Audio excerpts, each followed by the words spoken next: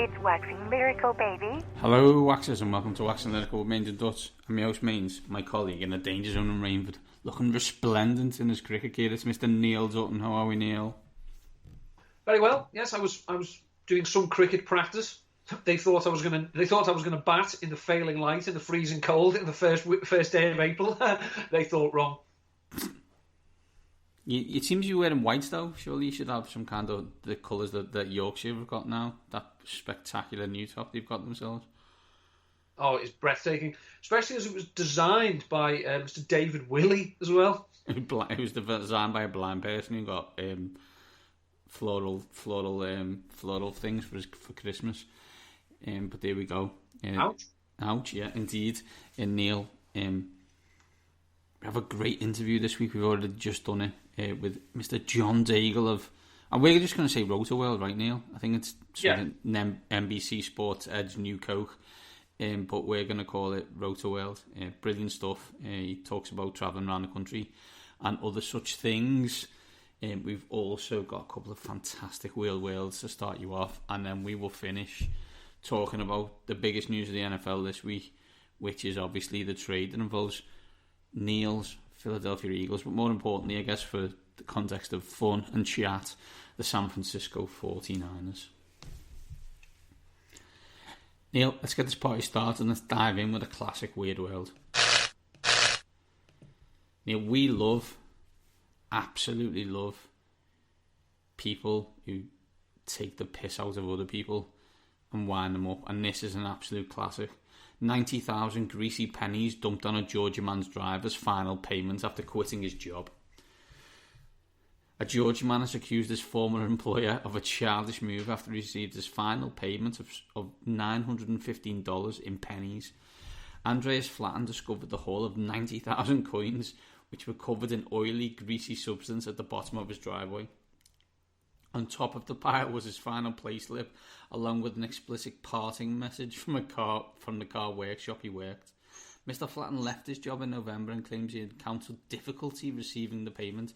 He now spends his nights gradually cleaning the pennies so he can cash them in, and it took him an hour and a half to make a few hundred coins usable. Neil, spectacular childish behaviour.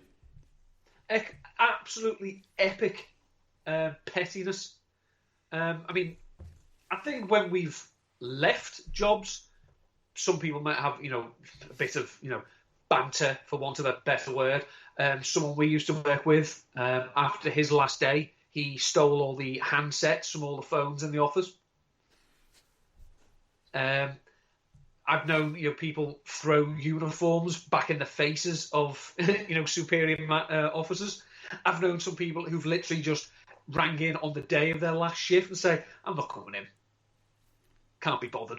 But for I've never seen anything so petty from the employer. So that's quite spectacular. Also love the fact though that the fella is going to clean these coins. He's getting his money. Neil, it's $900. Like, you best be cleaning them. What are you gonna do? Just fucking put them in the bin? It's not happening, right? That is not happening. I like the pettiness though. But do you think he had to go to a bank, convert the money into pennies, then dip them in oil and then send them over? Or do you think he just had these pennies lying about? I think if you're going to be this petty, you're going to go all in. So I think he's gone and converted them to pennies and has then bathed them in the oil. I don't think he was subcontracting this out. I think he's done this himself because he wants to make this point. He does. Fantastic. Let's move on, Neil. And we're back. We're back in Florida. We were in Georgia just then. We're going down and we're going to Florida. We've all seen some spectacular news about the Suez Canal recently with the boat that got blocked. But obviously, a boat in Florida was apparently jealous of all the attention being given to that giant cargo ship as it's tried itself. On Thursday evening, the 38-foot long pink and white boat somehow landed on Interstate 10 near Crestview, blocking traffic for hours. The accident happened when a 64-year-old Pensacola man, they're always from Pensacola, was hauling the boat west when the trailer started to sway and collided with a guardrail. There were no injuries, according to a Facebook post from Crestview Fire Department, which said that Florida Highway Patrol removed the boat. Not surprisingly, many Twitter users couldn't help but share the strong opinions about the incident, especially the way it paralleled the plight of the Evergreen in the Suez Canal. Neil, we haven't talked about the Evergreen and Suez Canal. What were your thoughts? It was the Austin Powers trying to turn that trail around in the corridor, or this one for extreme local knowledge. I just thought it was the train driver from the Kirby incident the other week. He just decided to go on his holiday to Panama and had a go at a boat, and this what happened. It's wild. It's wild. It gets stuck in the Suez Canal. For those who are unaware, it's one of the major trade routes across the whole of the world, and possibly this boat being stuck there could have brought the whole world to its knees. Not that we're not on our knees already. I do love the idea that a guy's just driving with his basically speedboat in the back, and the speedboat starts to sway, and he's like, maybe I'll be able to fix it. It's fell off. I think I'd drive off. The thing is, though, Jerry Seinfeld did make this point. There is something about the human male when we are driving. We think we're superheroes. And that, and he said this is best summed up by the number of people who you do see driving with an arm out trying to secure something on the roof of their car. It's the, I've got no cable ties, I have no string, I have no rope, I have my arm. And this fella clearly thought, I'm losing the boat, I can get it back. He's, in the back of his head, he can hear the intense Michael Bay movie music kicking in as he attempts to swerve and move and turn to keep this boat that he won on an epic edition of Bullseye back in the day. He's keeping it, and he's not letting the Florida Interstate take it off him. Do you reckon they've done it using that camera that they use on Fox now? Like the 8K one right in his face? Proper tension. In his head. Yeah, exactly. In his head, that's what's happening. There was an old digital clock ticking somewhere in the background as well, because every second counted. Just answer that phone, will you, Kiefer? Oh, you've missed it again. Never mind. This show would have been over after 5 minutes if you would have just answered the phone. The thing is that no one talks about 24 is that Jack Bauer, whenever he was kidnapped, captured, inconvenienced, and ended up escaping and stealing someone's phone, knew everyone's phone number. Yeah, but this isn't his phone. He hasn't just recaptured his phone. He's taken a random terrorist's phone, and he knows how to ring Aaron Pierce or the president. I mean, I can't tell you my number. I certainly can't tell you yours or anyone else. And this is in a high intensity situation where you've just escaped from captivity. The adrenaline's pumping. You've got a random phone, and he's not looking at it going, how do I unlock this? Where's the phone icon? Oh, God, I didn't mean to press. Oh, you've shot me. No, he's got that phone, and he's ringing someone, and always gets through. That's why he's Jack Bauer, and you're Neil Dunn. But there you go. As always, a couple of classic weird worlds there. If you've got some to share with the world, send them over. We are at waxing_lyrical. Individual Neil is at ndutton13. I am at Mangy7. Send them over and we will get them in the show as quickly as possible. Neil, let us get to our brilliant interview, Mr. John Daigle, at not J Daigle. You can talk us through best ball, golf, and why he thinks Bad Bunny is not a bad shout for the 21st century's greatest wrestler. Let's get to him. Joining us now on Waxing Lyrical with Mains and Dots, it's the brilliant John Daigle.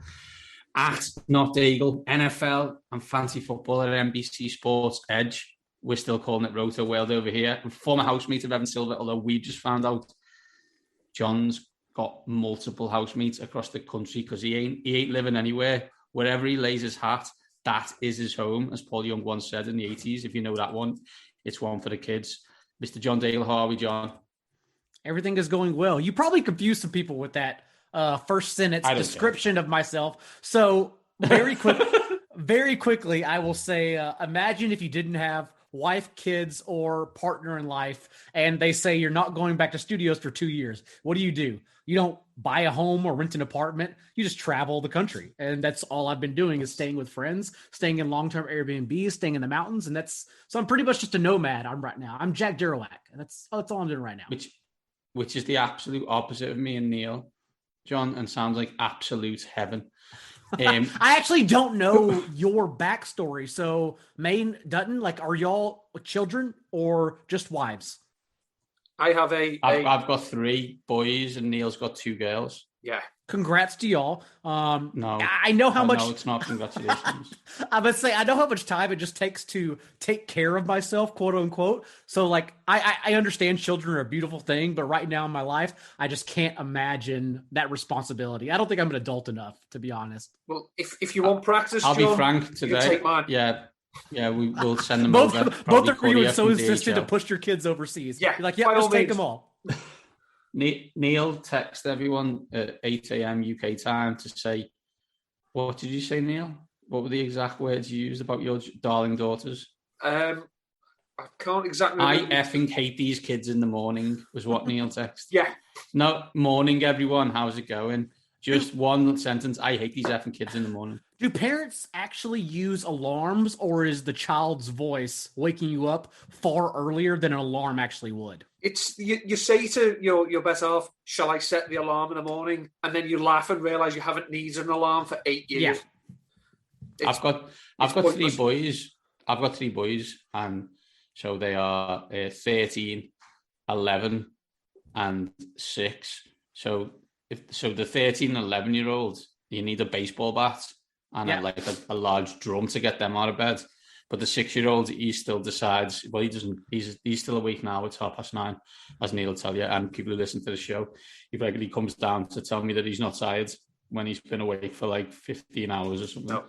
Kids are the worst. This is what I tell people, and I'm sure like Neil is having a lovely life with 2 daughters, but Maine, like I tell people, you should absolutely, not that it's your choice, but you should try to have boys. Do whatever you can. And it's not sexist. It's just because, as we know, boys break shit. We can always buy new shit. That's all they do. Run around with bats and break a ton of shit. Whereas girls, you have to have them, like, they have your hearts and you have theirs for your entire life. So rather than that responsibility of love and caring, like, give me the boys and I'll just chase them around for my entire life. It was the plan. No. It didn't quite work out. I looked out. John, let's move on. Let's get on with the show. We as always, with first-time guests on the show, we start with hard-hitting questions. We look at their background, we look at their tweets, we find some details about them, and we ask a hard-hitting question. So what we need to know from you is, who is the greatest wrestler of the 21st century, and why is it Bad Bunny? Bad Bunny. So it's funny.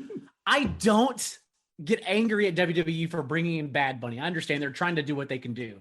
I actually am, and I actually have what I would like to consider a confident opinion on this, because I do pathetically still watch all of wrestling and all of COVID wrestling. And COVID wrestling, if you want to talk about businesses that it was detrimental to, that they took a hit, WWE storyline writing has been at its utmost worst in all time. Like, they are so bad at plots right now. It's not even worth watching. I would think, as mutual wrestling fans here, we watch it for the rare and occasional high. Like, there's a moment that always brings us back nostalgically to our childhood that makes us think, that is why I watch this all over again, for that childlike joy of excitement when something unexpected occurs.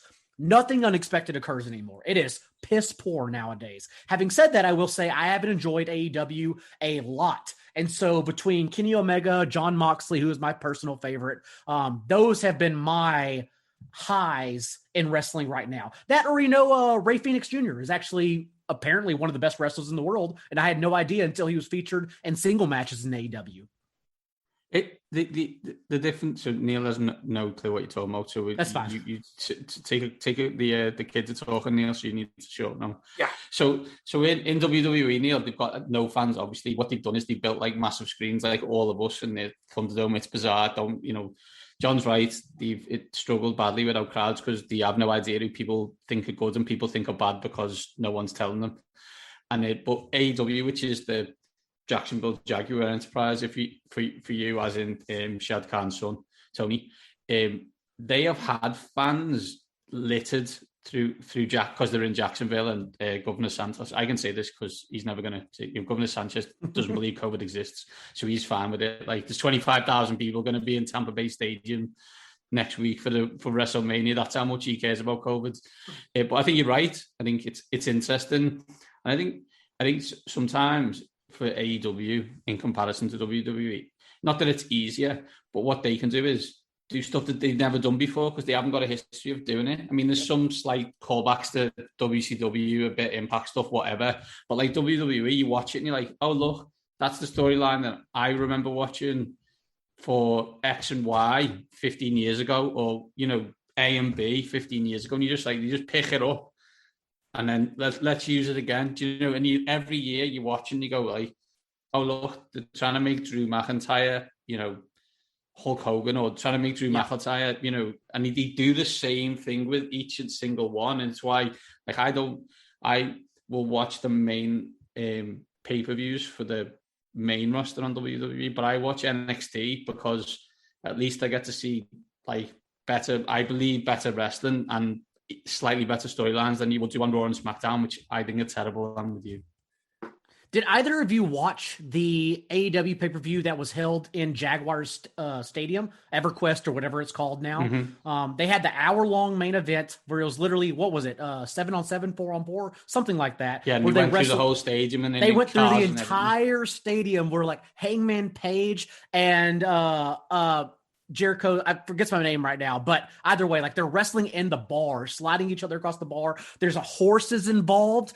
There's golf carts. They're jumping from the second level. Mm-hmm. It was incredible, and it never would have happened if it were not for the pandemic and just taking chances. Yeah. Whereas, again, to your point, Maine, WWE, they pipe in sounds, and like piping in sounds is you just catering the storyline to what you want it to be. Like if that happened throughout our lives of wrestling fans, the Yes Movement, WrestleMania 30, Daniel Bryan, like doesn't even happen because it's the character they wanted it to be, but the fans said, F that, like we're not going to allow that to happen because Daniel Bryan is so much better than this piss poor storyline you're trying to put him in. So fans are clearly important because they do shape the way things happen nowadays. But right now, WWE's left to their own devices, and their own devices are complete shit.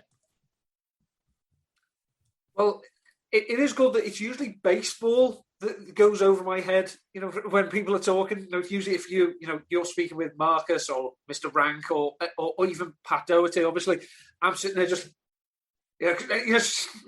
yeah. I used to watch wrestling up till about 1995. I think my interest just stopped for some reason. I think we didn't get the channel anymore. But it is great to hear such enthusiasm from the two of you. You know, I'll just, as we're saying about, it's obviously all this is happening in Florida. That's because COVID is scared of catching Florida, not the other way around. It does. I don't know if you heard, it doesn't exist in Florida. That's the thing. It doesn't exist. In Florida. It's just not there. It's a figment. It just stops. Just doesn't happen. Although, as I said, John is in Dallas, Texas. In Arlington, Texas, today, right now, COVID also doesn't happen in opening day at Texas Rangers Stadium. Who they said, no, even better than 25,000 spaced out people. They just said, we're going to open it up, and if everybody turns up, you're all going to sit down. That's 65,000 or 50,000 people in Texas State in a Texas Rangers Stadium. So that's even better than that. Hold my beer, Florida. It's not even a progressive team either. Like the Rangers. So to be fair, like y'all, I don't pay attention to baseball. I think it's a terrible sport. It's the one sport that's trying to make its fans older. Like they're not trying to progress towards the children whatsoever. I think the Chris Rock bit is they're rebuilding stadiums that look like the 1920s. Like they're not even trying anymore. But the Rangers are like the rebuilding organization. They would have been relegated 2 years ago, and that's the stadium for some reason that's saying, "Hey, 100% of fans, you're welcome in." No one wants to go. They're the worst team in the league, so it's whatever. Just don't even pay attention to the Rangers. If we move to a sport that I actually might know a little bit more about, you've recently been writing for NBC Sports Edge. Sorry. / Roto World. Yeah. It's a bit like what Roto World used to be with their apps, and that all kinds went away. You've been writing about best ball tiers. Now, it's not a big thing we have over here yet. We tend to just have, our fantasy is, redraft, some dynasty. Whereas I think we can get them on DraftKings. You can play best ball as long as you're on your phone. Can you just, as a small primer to anyone who, if we do get it, might want to play, explain what best ball is and why it's fun to play? Best ball is my favorite format, even as much as I talk about season long. And it's because, let's be honest, we all play to draft. And best ball, you are only drafting. And I mean that by you draft your 20-man team. Most of the time it's 20 men. And your guys are automatically started depending on the highest scores among that position. So your 3 highest scoring wide receivers, your highest scoring quarterback, et cetera, which makes it the best because there is so much strategy since literally everything that is in your hands goes into the draft. So usually the format, it is intelligent to do 3 quarterbacks. That way you're always backed up by perhaps injury and bye weeks, 6 to 7 running backs, 6 to 7 wide receivers, and then 3 tight ends. And that's usually how everyone drafts. But that's why opinion it's the best because there's not only strategy, but the in-season management, which is, as we all know, whether we want to admit or not, is the worst part about fantasy football. Remembering waiver days and working on bids according to which teams, how much money they have left because they need this position and they might outbid you. That is so much work. And it's so much work for, X amount of the pot. Like if you're playing in $100 league, let's say you're playing for like $750. And I understand $750 is probably a lot of money to a lot of people, but at the same time, is it really worth the 18 hours a week or whatever you're putting into these dumb names that are bidding with fake money? It's just, honestly, it's just grueling. So I think best ball is automatically the best way to go. And you can continue to do it from now until throughout the summer and throughout the off season. And the more we learn, the more information you have, as long as you're plugged in. So that is why it's my favorite format. And it does. What I love about that, Neil, is what I love about that is that in exactly what John's saying is I can tell you at least 3 times in our league of records I've lost in a semi-final due to the fact that some dude managed to pick up some running back who no one has ever heard of in week 14, and then he plays and he gets 200 yards and 3 scores, and you're like, have I lost this? I had the best team, and you happen to randomly pick some lucky dip, and the next minute I haven't got a whiff victory in my hands. Disgraceful. Yeah, that's not the only reason you've never won the league, mate. So don't blame. I have won it, but it was like about 1980 or something. It was like I think we were still on paper when I won the when I last won a fantasy league. Yeah, rumours have it you had Steve Young as your quarterback the last time you won it. Exactly. On that then, John, we were looking through your best ball quarterback tiers, and we found it quite interesting that Ryan Tannehill is in tier 3. Is that a reflection of your concern regarding him and his loss of Arthur Smith, or simply you are more confident in other players in the leagues?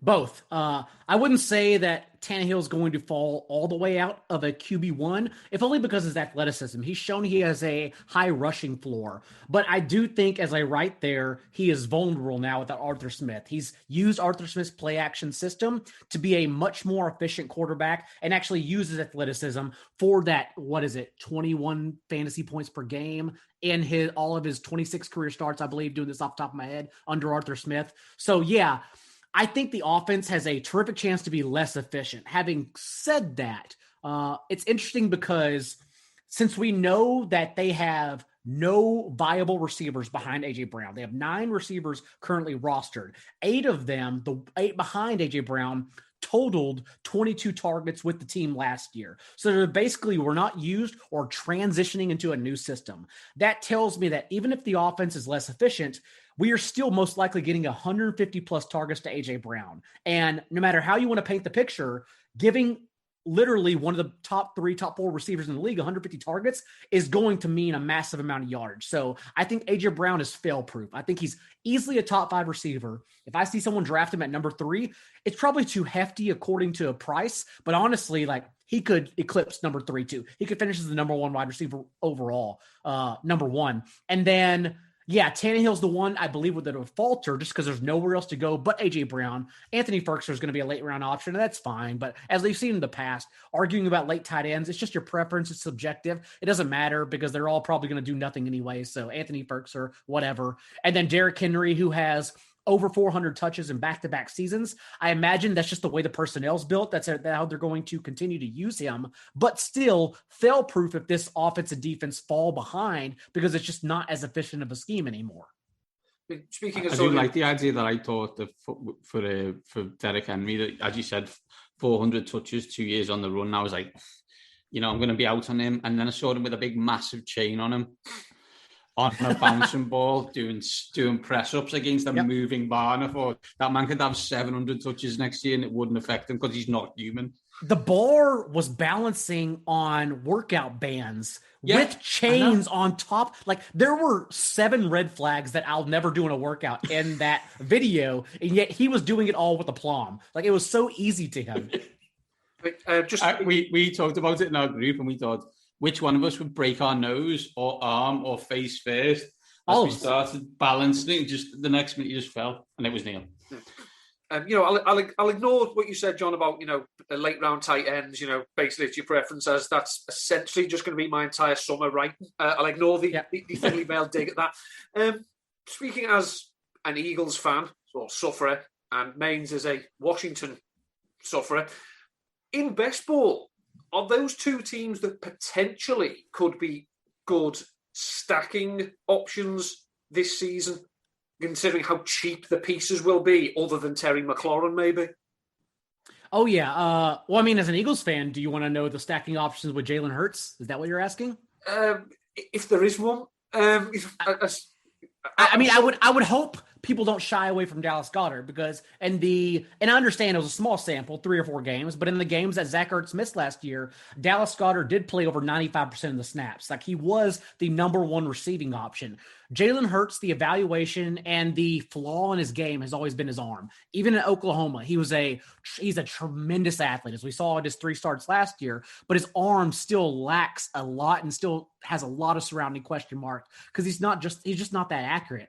He still averaged 5.3 throws, 20 plus yards downfield though. So he was either running the ball or chunking it deep. And that's why I think the volatile option, if you're trying to double stack him, would be Jalen Reagor, who we can basically throw out the window last year because he was just always injured or playing alongside Deshaun Jackson, who was the deep threat in that team. But fully healthy, I would imagine he is still the number 1 receiver besides Dallas Goedert in that offense.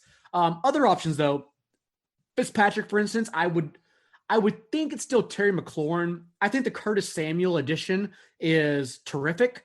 But also the best part is Curtis Samuel's skill set doesn't overlap with Terry McLaurin. Terry McLaurin, more of a downfield, I can beat you one-on-one, no matter who you are type of receiver. Whereas Curtis Samuel, we saw small sample, I know, 4 games though, in 2019, whenever Scott Turner, Washington OC, took over for his fired dad, and he actually gave Curtis Samuel 9 carries in that 4-game sample and used him more underneath. And so that's how I think, although it's not really sexy for Curtis Samuel's individual fantasy outlook, I think that opens up the offense more to have that option because there literally isn't that option. Like Cam Sims, I know Antonio Gandy Golden was a thing in the preseason, but he's just a small school kid who played the easiest schedule in the nation coming out of the draft. So they just don't have another option. And then, of course, big athletic Logan Thomas over the middle. So, yes, Washington actually will be a sneaky offense to stack because as it stands right now, there's no one in the offense taking away the role from Ryan Fitzpatrick. It is his.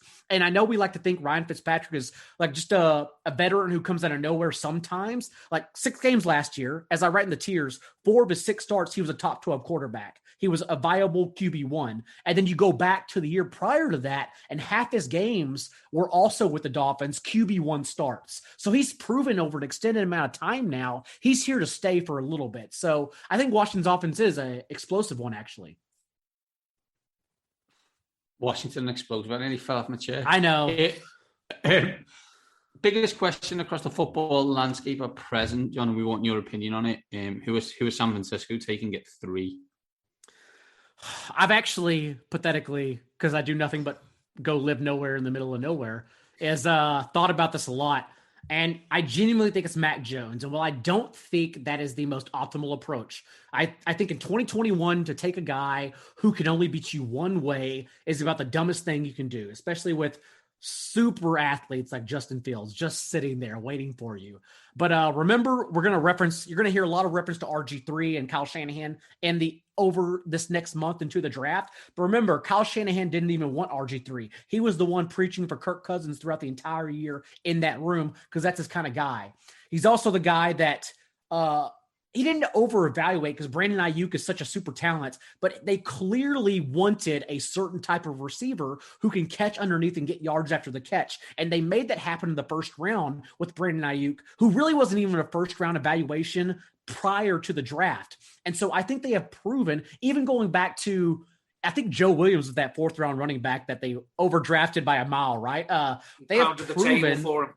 Absolutely. They have proven in this era under Kyle Shanahan, they will go get the guys they want in their scheme. And I think Mac Jones is the penultimate guy for their scheme. And again, I don't even know if it's wrong because Mac Jones, I don't know if you know, he had the highest accuracy in the nation within 10 yards of the line of scrimmage. So he was the best at one thing in the entire nation. And that is the one thing I would imagine they want him to do. Like Kyle Shanahan, the best play call in the NFL. I'll scheme the guys open. I know you're the most accurate quarterback of this class to deliver in that scheme. So you make your one read. That guy's going to be open. I think we can get this done together. Having said that, yeah, I still think to add a running quarterback just in case that plan falters, because it will. We saw, you can say in the Super Bowl with Garoppolo that all these little mistakes led to the Garoppolo throw at the end. So we shouldn't just single-handedly blame him. But also, he's the guy who was never going to be able to make that 15-plus yard throw on fourth down to move the chains. And that was the one question we had about him all offseason. So while I think it's personally a mistake to evaluate Mac Jones like that, I think that's what they're doing, and that's what it's going to be. And it'll probably be good in fantasy. But yeah, it's just weird to think in 2021 we only want a statue who can throw underneath. It's weird because you went to the San Francisco Super Bowl, obviously the later one, but in theory, if he has a non-statue quarterback, Matt Ryan doesn't get sacked when he's the offensive coordinator for the Atlanta Falcons, and they kick the field goal and they win the game. Sure, and it's the same kind of vibe. It's the same kind of idea, right? He's got, as you said, it sounds like a Tinder profile. He's got like a type, right? I found it. I don't know if you heard the interview he gave when someone queried him on Kirk Cousins, and he's like, "I don't want to talk about quarterbacks who aren't mine," and spoke about him for 5 minutes. And he said, he never even played. And, we were together for, we were there and then we all got fired and I never had him. And then, okay, I may have kind of wanted him. And then kind of comes back and says, yeah, I did want him. And you're like, whoa, Kyle, what are you doing? Shut up. But it is, as you said, he has a type of quarterback that he believes, or he has utmost confidence that if he has that style of quarterback, he can win games. And to be fair to him, he's actually proven that in multiple different places. Like RG3 was an exception rather than a rule. He didn't, as you said, he didn't want him. And then he built something around him. But as soon as he didn't have him, he was happy to not play. Do you know what I mean? So yeah, it's quite interesting. It'll definitely get blown out of proportion over the next month because I do think Mac Jones can be successful in that scheme for sure. And even a fantasy option, especially with if it's number 3 draft capital overall, of course he's going to be used. But it's still probably just talking about on the field, it's still probably too high to take someone with one skill set, honestly. But I think that is what happens. It's basically, it just smacks to me of, you've been told you can go and eat anywhere you want. We can order any food you want, any drink you want. Let's go to McDonald's. No, come on, I've literally said whatever you want, and you just want another Kirk Cousins. Okay. Yep. I actually did just eat a Scotch egg for lunch, by the way. Just trying to make myself more relatable to y'all. You mentioned that you've been playing golf. You said you got sunburn from golf. Sorry to peel back the curtain too much.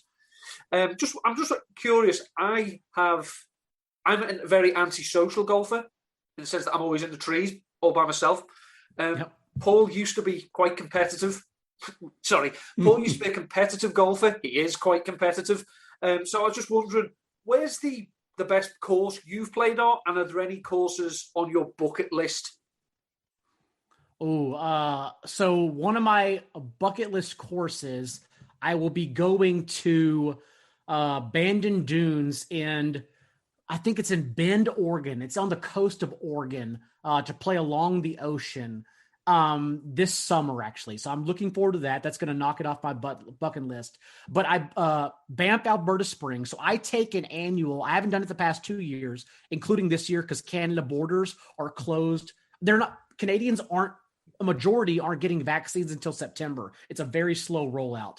But previously, I used to take an annual hut hike, a 1 week long, through Banff, Alberta every summer, every August, and then I'd come back to the States a week later. It's one of my favorite places to travel to every single year. But I have not played Banff Springs yet, the golf course there. And that's the ones where, you look out and it's just picturesque. It's in video games. It looks amazing. So that also is a bucket list course that I will play next year when I'm allowed back in, when the borders open.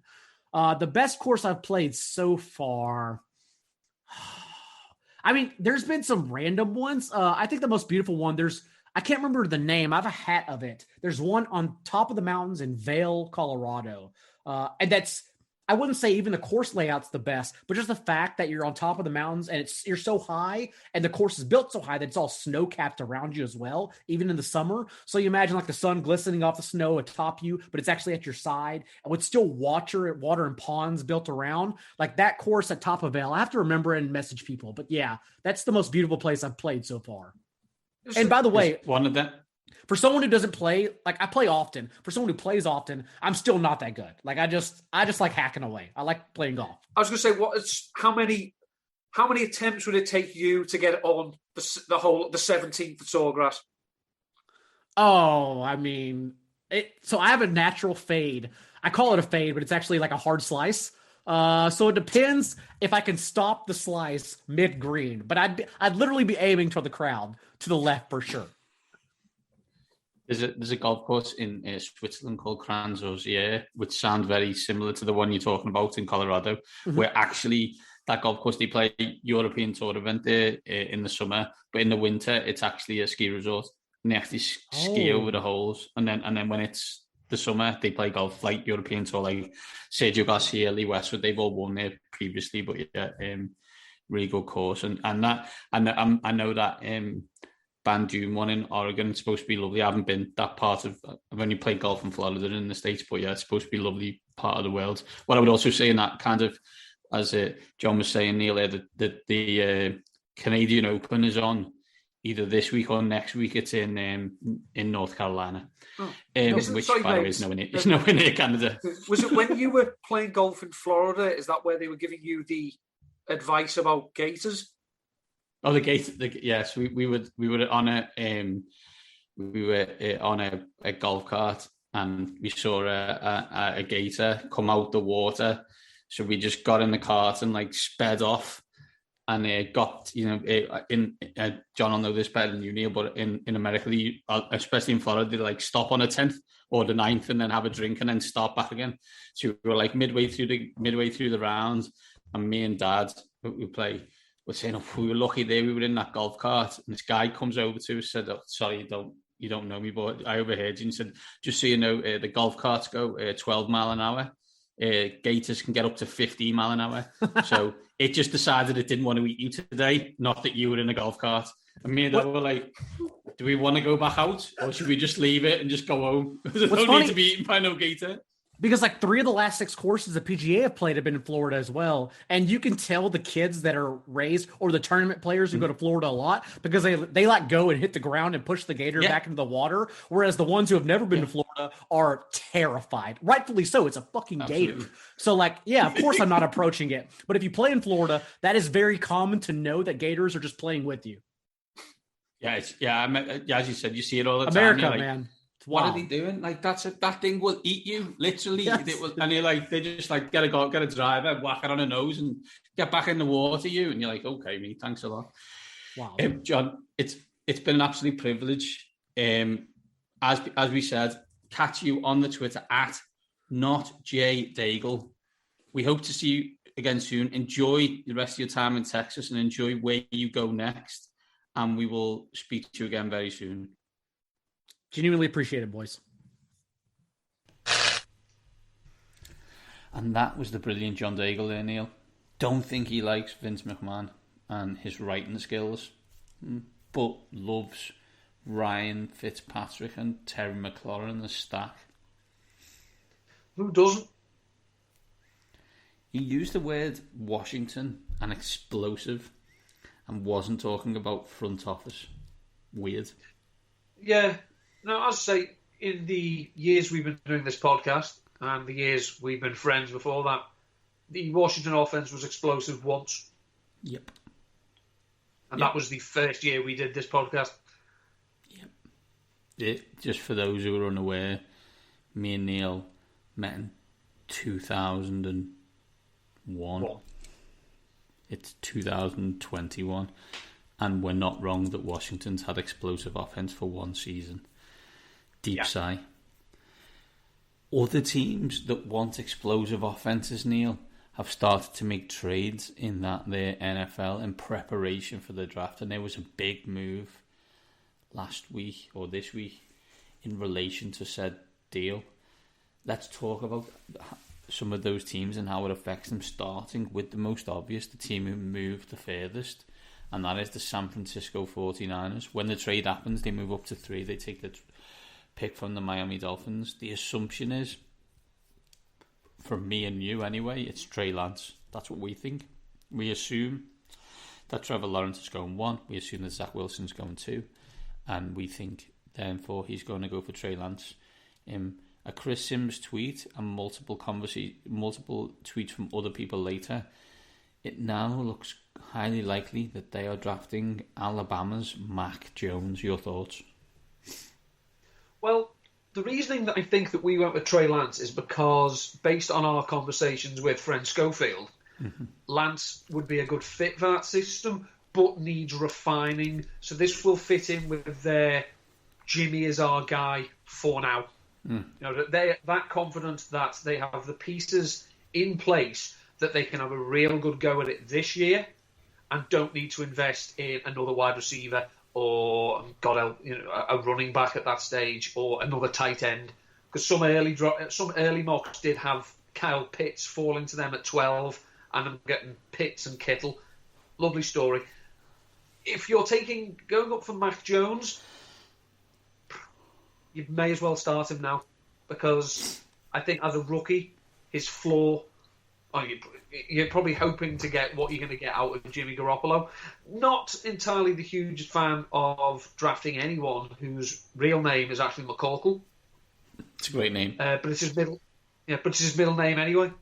So it's not McCorkle Jones. It's something McCorkle Jones. I don't know what else it is.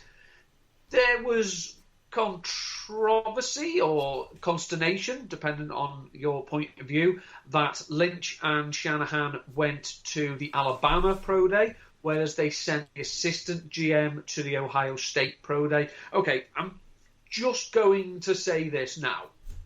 Based on all the puff pieces that came out of the Ohio State Pro Day and the Alabama one and whatnot, if we think Pro Days matter, we're wrong.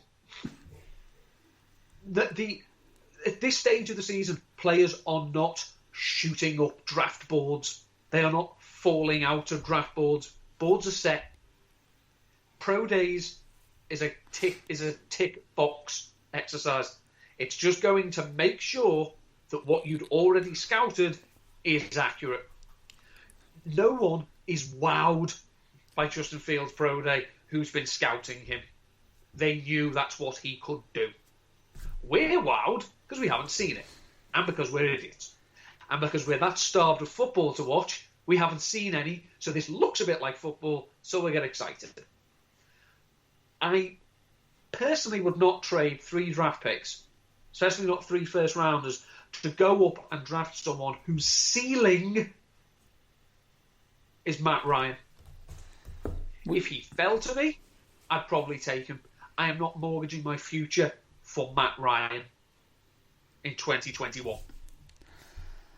We technically had this debate, right? By the way, his name is Michael McCorkle Jones. Just a good old boy.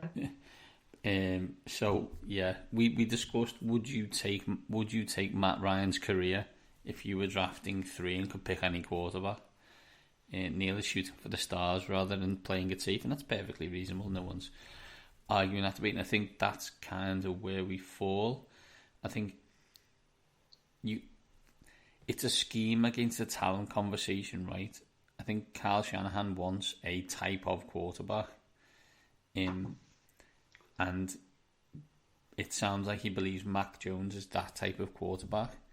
Justin Fields and Trey Lance may be more talented, quote unquote, and may have larger upside, but the upside that they have are skills that Kyle Shanahan probably won't want to use or will try not to use, so therefore doesn't see them as valuable.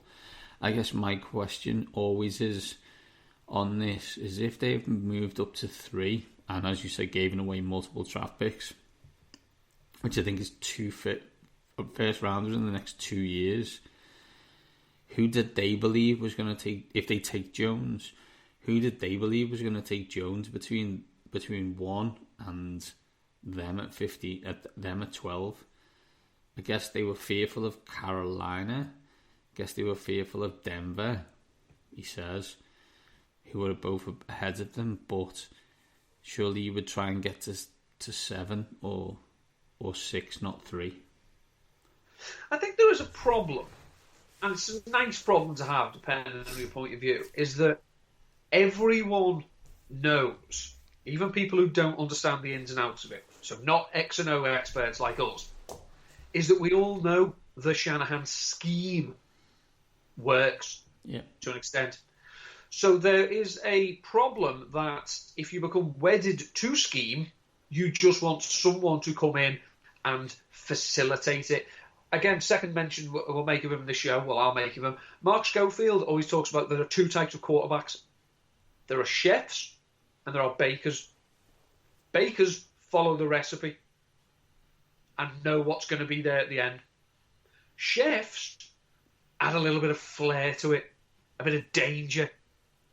So it might be absolutely fantastic, but it probably isn't what you planned. I don't think Kyle Shanahan wants chefs. I think he's happy with bakers. I think you're right, Neil. Let's move on to another team. That's the Miami Dolphins, who traded down to 12 and then back up to 6 with your Philadelphia Eagles to, we assume, pick the most talented pass catcher available at that position. The assumption is that could be either be Devontae Smith, Jamar Chase, Kyle Pitts, or Jalen Waddle, and at least 3 of them will still be available at that point. Can I throw out another option? They're trading down again. With who? I don't know. But it will depend on...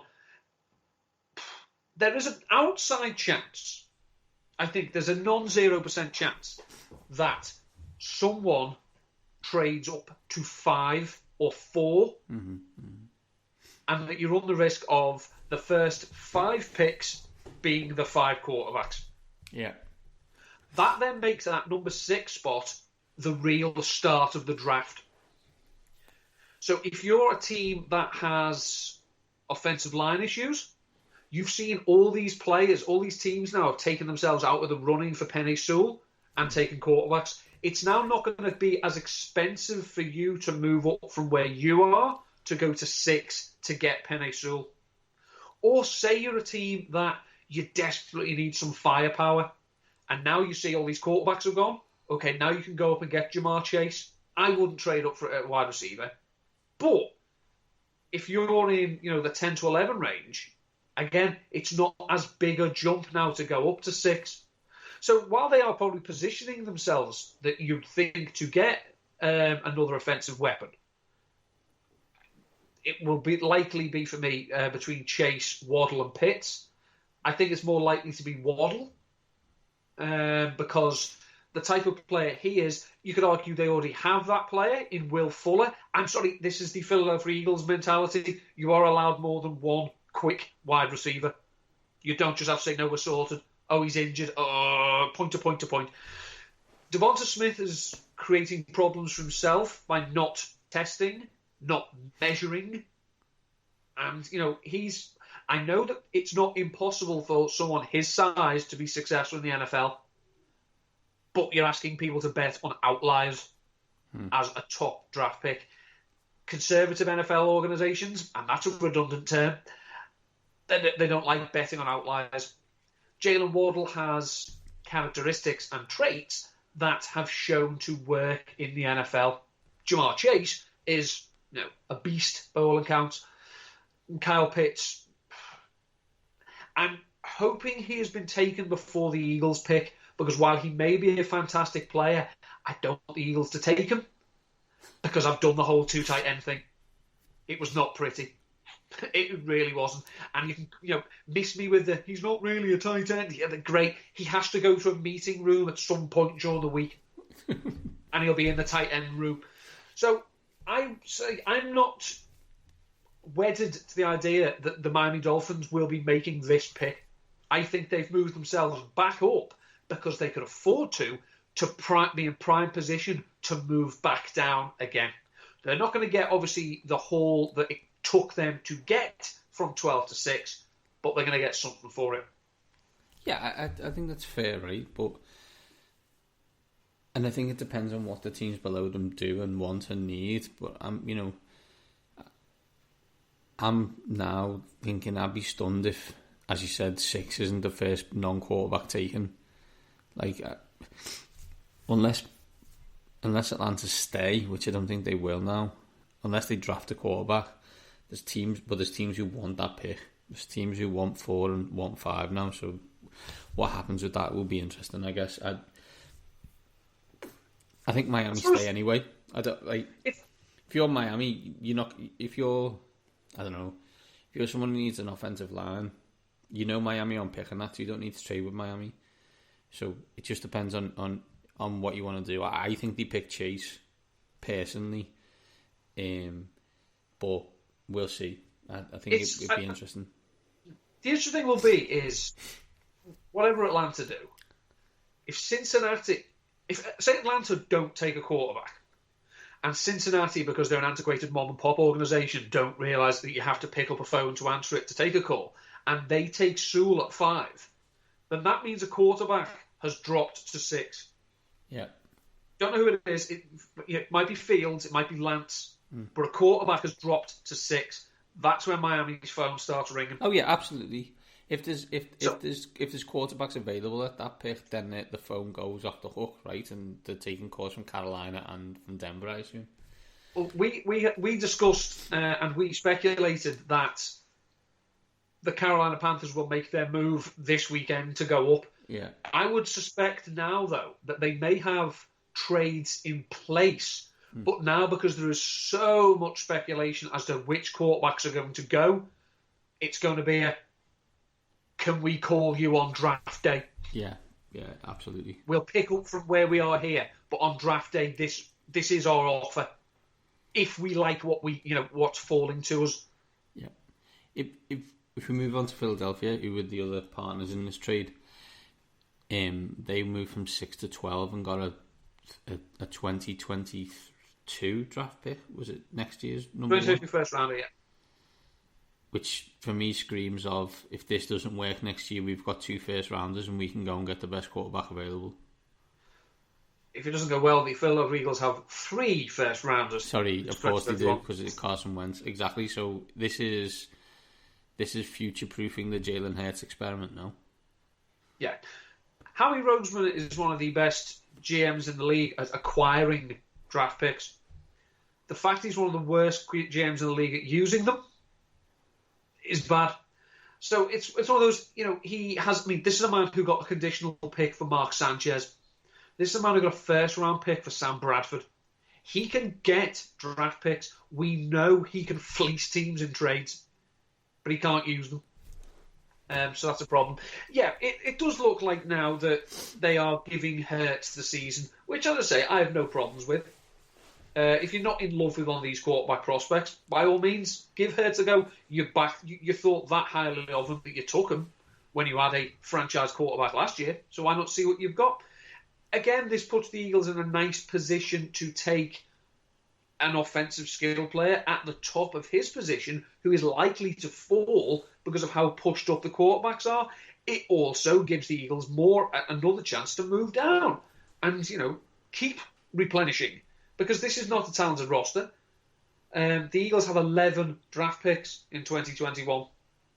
I would expect them to use most of them, but I wouldn't be stunned if we are looking, that the Eagles trade all the way down and maybe even out of the first round altogether if they don't like what they're going to get. We know that the draft, other than the top-end talent, and even then, is something of a crapshoot. Well, the best way to win crapshoots is to have as many goes as possible. But that requires you to have a modicum of talent at talent evaluation. The other opposite way around you can think about that is if you've got 3 first-round draft picks, you don't have to pick anyone in the draft. You have the ability to get someone who doesn't want to be somewhere for 3 first-round draft picks. So you don't have to pick a quarterback who's never played in the NFL. There's multiple quarterbacks who played multiple years in the NFL who would be available for multiple first-round draft picks, and teams would be interested in them calls depending on how that's gone. But it's as you say, it's future-proofing. Yeah, absolutely. One team who we assumed were going to future-proof, and one team we thought were guaranteed to get a quarterback who are left at the altar, is the Carolina Panthers right now. They need to get to 4, it seems that way, to get any of the quarterbacks that they want. And the major concern with that is that 4 is the Atlanta Falcons. And why would the Atlanta Falcons trade with the Carolina Panthers? Quite simply, they wouldn't.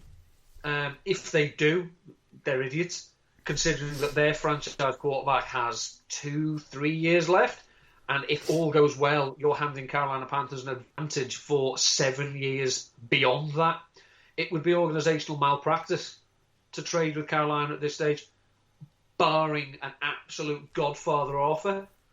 But then why would Carolina make a godfather offer to their division rivals? They've been caught with their pants down. They should have been trying to get up to 3. Now it's a question of, well, do they go godfather to get up to 2? If they want a rookie. Or are they still thinking, can we work a trade for someone? Well, the only trade candidate now is Sam Darnold. Significantly. I mean, Russell Wilson's not leaving Seattle. The other fella, it's got a bit complicated with the Houston Texans quarterback. So, yeah, if you're going to trade for a quarterback at this stage, it's Sam Darnold or nothing.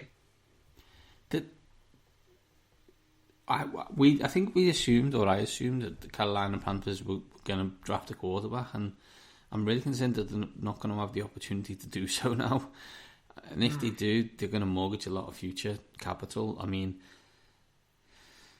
as you said, I can't speak to Atlanta. Can I speak to Cincinnati? Do I have to send it by a stone tablet?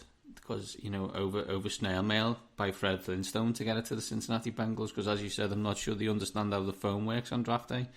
Maybe I can send them a fax. How do I do a Twitter? Exactly, right. So that could be an issue.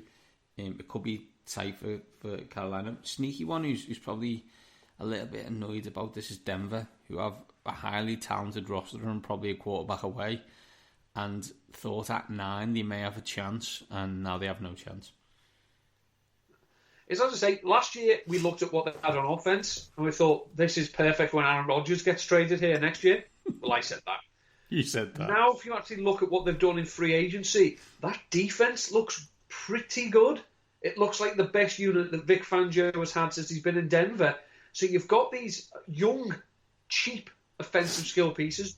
You've got a nasty-looking defense, and you've got Drew Lock. It will be a shame when Vic Fangio is fired, considering that he had 2 out of the 3. As Meatloaf says, 2 out of 3 ain't bad. Now you're wrong, Meat. In this situation, it's the worst thing. Because the two you've got, you should have. You can either have the great defense, great quarterback, surrounding pieces. Good quarterback, great surrounding pieces, on defense. Can't do it the other way. Can't be great on offense with these pieces, great on defense with no one to get them the ball. Because you're given this great defense. Okay, can you defend 40 yards for us because we turned the ball over again? It's really, as you said, great offensive skill weapons, great defense, no quarterback is 7 and Not 9. great, Bob. Yeah, it's not going to work. Can't go 7 and 9 anymore. 7 and 10, 8 and 9. I don't know. That sounds shit. This is going to be so confusing. My head already hurts on the 17-game schedule, and somehow my team got the flipping Buffalo Bills. So get the tables. Neil, that's it for us this week. Where can people catch you before we're back again? On the Twitter at @endupton13, I have another of my Meet the Metrics for Underworld coming out this week. This week it's looking at target accuracy rating. So good one to consider when looking at quarterbacks. I've looked at running backs, I've looked at wide receivers, I've looked at cornerbacks. Now I'm going for the big guns. I am at Maindy7. Come by and we are at waxing_lyrical. Enjoy your Easter. We will. And we will see you on the other side. These top guys are out.